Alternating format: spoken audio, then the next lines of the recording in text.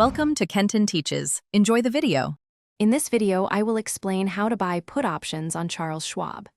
A put option gives the holder the right, but not the obligation, to sell an underlying asset at a specified price by a certain date.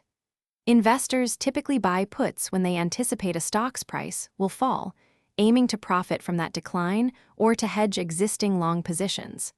Understanding these basics is crucial before placing your first trade. When considering a put option, two key elements are the strike price and the expiration date. The strike price is the specific value at which you can sell the underlying asset, while the expiration date marks the final day your option is valid. Put options generally become more valuable as the price of the underlying stock falls below the strike price, offering potential profit from downward movements in the market. To place a put order on Charles Schwab, first log into your account and find the trading section. You'll then search for the specific stock you're interested in and click on its Options tab.